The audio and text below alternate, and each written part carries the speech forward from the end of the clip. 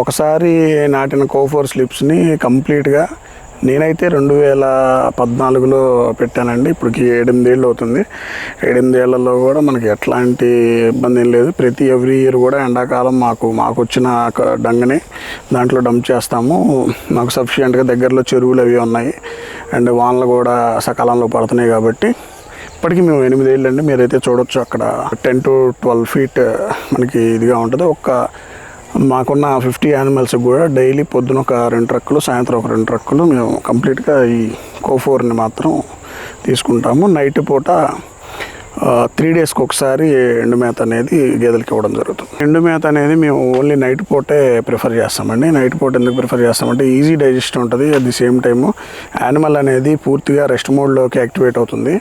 Rest మోడ్లో activate అయినప్పుడు ఏంటంటే మనం బలవర్ధకమైన ఆహారం, ఈజీగా డైజెస్ట్ అయ్యే ఆహారం ఇవ్వడం ద్వారా, ఎండు మేత అనేది ఇవ్వడం ద్వారా గేదె ఆహారం ఈజీగా డైజెస్ట్ జర్నీ అవుతుంది. కాబట్టి మనం ఎండుగడ్డి కూడా ఇంకోటి మనం కంప్లీట్గా పచ్చిమేతని ఒక 4 పూటలు ఇస్తే 5వ పూట మాత్రం కంప్లీట్గా మనం ఎండు మేత ఇవ్వడం జరుగుతుంది. ఎందుకంటే ఎండు మేతలోనే కొవ్వు శాతం కానీ పాలల్లో చిక్కదనం కానీ ఏర్పడుతుంది. డైజెస్ట్ అయ్యే విధానంలో పూర్తిగా ఉపయోగపడుతుంది. ఈజీ డైజెస్ట్ కూడా అవుతుంది. యానిమల్ ఏదన్నా ఈ పచ్చిగడ్డి తినడం వల్ల వచ్చే ఈ ఏదైతే ఇబ్బంది ఉంటుందో ఆ ఇబ్బంది కూడా కంప్లీట్గా 4 పూటలు పచ్చిగడ్డి వేసుకున్న ఇబ్బంది లేదు. కానీ 5వ పూట కానీ 6వ పూట కానీ కంప్లీట్గా మనం ఎండుగడ్డి మాత్రం గేదెకి వేయాల్సిందేనండి. మేము వచ్చేసి కంప్లీట్గా 50 యానిమల్స్కి present 10 acres of green grass availability ఉందండి. కోఫోరే ఉంది. మేము 2 రోజులకు ఒకసారి, 3వ రోజు అట్లా వారంలో 2 సార్లు మేము ఎండుగడ్డి ప్రిఫర్ చేస్తాము. అది కూడా ఓన్లీ నైట్ పూట.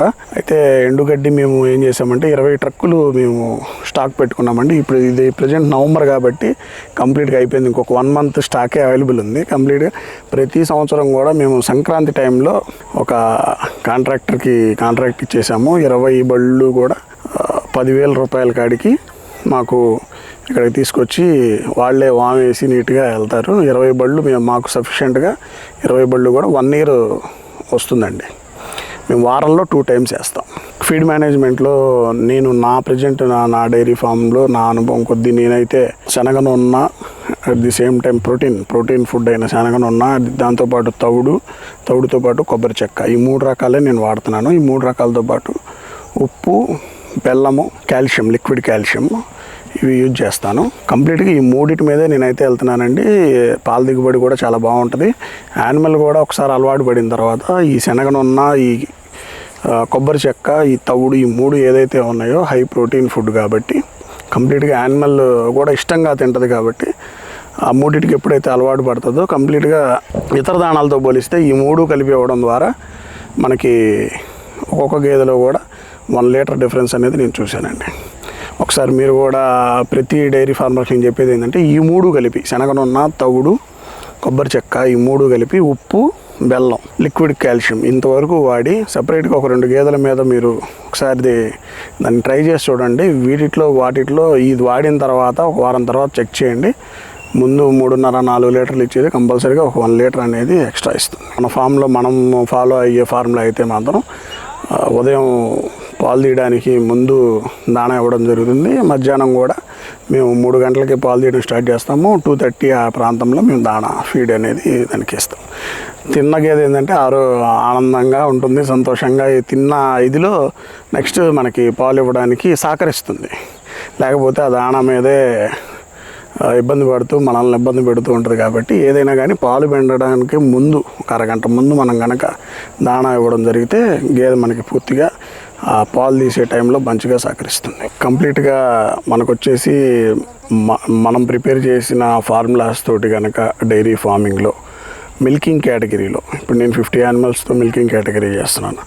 ఇలాగే మిల్కింగ్ కేటగిరీలో కనుక నేను ప్రిపేర్ చేసి నా అనుభవంలో నేను ప్రిపేర్ చేసి నా డాక్టర్స్, నా అనుభవజ్ఞులు, నా ఫ్రెండ్స్ ఎవరైతే ఉన్నారో వీళ్ళందరి సూచనలు సలహాల మేరకు వాళ్ళ సపోర్ట్ తోటి నేను ప్రిపేర్ చేసిన ప్రాజెక్ట్స్ని కనుక ఫాలో అప్ అయి చేస్తే మిల్కింగ్ కేటగిరీలో ఎవ్రీ 10 యానిమల్స్కి మనం క్యాలిక్యులేట్ చేసుకుంటే కంపల్సరీగా 80,000 అనేది మనం ఎవ్రీ మంత్ రికవరీ చేయగలమండి. ఇప్పుడు వచ్చేసి 50 యానిమల్స్కి మనం every month 4 lakhs on an average మనం చేసుకోవచ్చు. కాకపోతే ఏంటంటే ప్రతి మేనేజ్మెంట్లో కూడా మనం 100% ఎఫర్ట్ పెట్టాలి. ఆ ఫార్ములాస్ తోటి కనుక మనం డైరీ ఫీల్డ్లో మిల్కింగ్ కేటగిరీ కనుక చేస్తే 10 యానిమల్స్కి వచ్చేసి 80,000 పర్ మంత్ అనేది 100% మనం చేసుకోగలం. యానిమల్ని డిప్రిషియేషన్ పోగా సరైన టైంలో ఎప్పుడు యానిమల్ని ఎప్పుడు కొనాలి, ఎప్పుడు అమ్మాలి అనే పాయింట్ తెలుసుకొని ఉండాలి ఓనర్.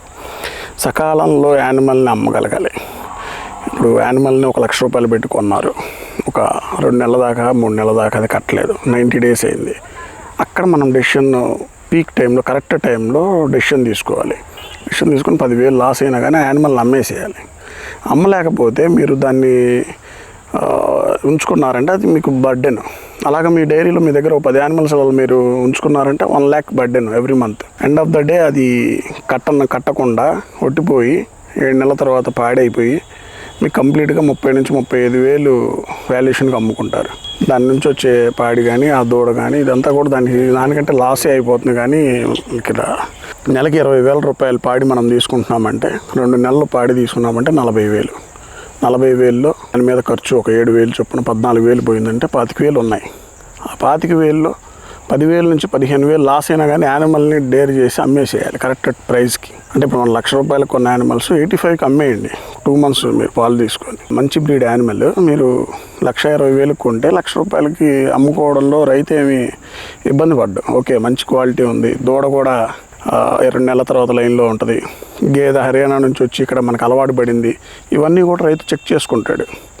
సో యానిమల్ని ఎప్పుడు కొనాలి, ఏ సీజన్లో కొనాలి, ఎప్పుడు అమ్మాలి, ఓకే దాన్ని కరెక్ట్గా 45 daysకి ఎదపట్టుకోవాలి, కట్టించాలి. మిస్ అయితే మళ్ళీ వెంటనే 2-3 ఎదలు రిపీట్ అయిందంటే యానిమల్ని అమ్మేయాలి.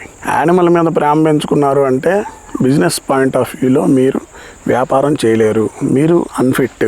ఎప్పుడైనా కానీ యానిమల్ని కేర్ఫుల్గా చూసుకోవాలి కానీ ఎఫెక్షన్గా చూసుకోకూడదు. యానిమల్ మీద మీరు ఎప్పుడైతే ప్రేమ అభిమానం లాంటివి పెంచుకుంటారో డైరీ ఫార్మింగ్ రంగంలో వ్యాపార ధోరణిలో మీరు చేయడానికి పర్ఫెక్ట్ కాదు అనేది తెలుస్తూ ఉంటుంది. డైరీ ఫామ్లో మన దగ్గర ఉన్న యానిమల్ని కేర్ఫుల్గా చూసుకోవాలి, ఆరోగ్యంగా చూసుకోవాలి. మన దగ్గరికి ఎలాగైతే మనం ఆరోగ్యకరమైన యానిమల్ని మనం తెచ్చుకున్నామో రేపొద్దున ఇంకొకరికి ఇచ్చేటప్పుడు కూడా మనం అదే ఆరోగ్యంగా అంతే ఇవ్వాలి. ఈ సైకిల్ని మనం కరెక్ట్గా పట్టుకోగలగాలి. ఆ సైకిల్లో మనం యానిమల్ సెలక్షన్ కానీ, యానిమల్ కొనే టైం కానీ, అమ్మే టైం కానీ పర్ఫెక్ట్గా ప్లాన్ చేసుకోవాలి. యాక్చువల్గా వ్యాపారంలో పూర్తి వివరాలు అనేది చెప్పడం కూడా ఒక మంచి వ్యాపారస్తుడి లక్షణం కాదు. సో నేను డీటెయిల్గా ఇన్డెప్త్గా నేను చెప్పను, కానీ నా ప్రాజెక్ట్స్ కోసం, నా వ్యాపార మెళకువల కోసం నా దగ్గరికి వచ్చిన వాళ్ళకి మాత్రం ఇన్డెప్త్గా నేను చెప్తాను. కానీ మన తెలుగు వన్ అగ్రి ఛానల్ వాళ్ళ ప్రేక్షకుల కోసం బ్రీఫ్గా అయితే నేను ఎక్స్ప్లెయిన్ చేస్తాను. కంప్లీట్గా నా దగ్గర 50 యానిమల్స్కి 3 బీహార్ వర్కర్స్ వర్క్ చేస్తున్నారండి. వాళ్ళందరికీ కూడా యానిమల్కి వచ్చేసి 1,000 రూపాయలు అనేది మనం ఎవ్రీ మంత్ పే చేస్తున్నాం విత్ గ్యాస్ అండ్ రూమ్ మనం ప్రొవైడ్ చేస్తాము, గ్యాస్ ఇస్తాము. 1,000 రూపాయలు అనేది ఇచ్చిండి యానిమల్ మన దగ్గర. అంటే నేను ఎలా అంటే ఒక కాంట్రాక్ట్ కుదుర్చుకున్నాను. నా దగ్గర ట్రేడింగ్ కాబట్టి యానిమల్స్ అమ్మినా కొన్నా ఏదైనా కానీ 50 యానిమల్స్కి 50,000 పే చేయాలి. 30 ఉన్నా, 35 ఉన్నా, 40 ఉన్నా 50,000 పే చేయాలి. సో ఇది ఒక రూల్ కింద నేను పెట్టుకొని వాళ్ళని తెచ్చుకున్నాను. కాబట్టి వాళ్ళు కూడా నా దగ్గర దాదాపు 6-7 ఏళ్ళ నుంచి పనిచేస్తున్నారు. కాబట్టి ఆ విధంగా నేను అక్కడ మేత కోయడానికి మాత్రం నా దగ్గర డైలీ వేజ్ అండి. ఏ పూట కాపూట 3 లేడీస్ వస్తారు, మేతకు వస్తారు. ప్రతి మనిషికి నేను 200 రూపాయలు పే చేస్తాను. 2 కుర్రాళ్ళు వస్తారు. ఆ మేతని మీరు చూశారు కదా, ట్రాక్టర్లో తీసుకొని వస్తారు. వాళ్ళకు కూడా ట్రక్కుకు 400 రూపాయల చొప్పున ఇస్తున్నాను. అట్ ది సేమ్ టైం మనకి మార్కెటింగ్ చేయడానికి ఒక పర్సన్ ఉన్నాడండి, సేల్ చేసుకొని వస్తాడు. మిగిలిన పాలు ఏవైనా ఉంటే మేము భాష్యం స్కూల్స్ తోటి కొంచెం టైఅప్ అయి ఉన్నాము. వాళ్ళకి చెప్పాను కదా మీకు ఆల్రెడీ చెప్పినట్టుగా 70 రూపీస్ ఆఫ్ రేట్ మీద నేను తీసుకెళ్తున్నాను. మనం ముందుగా అనుకున్నట్టు 50 యానిమల్స్కి on an average 80,000 per 10 animals అంటే క్యాలిక్యులేట్ చేసుకోండి. అప్రాక్స్గా 3.5 lakh నుంచి 4 lakhs వరకు మనం సస్టైన్ చేస్తాము. యానిమల్స్ అనేది నేనేం చేస్తానంటే పీక్ మూమెంట్లో పెంచుకుంటాను, అన్ సీజన్లో తగ్గించుకుంటాను.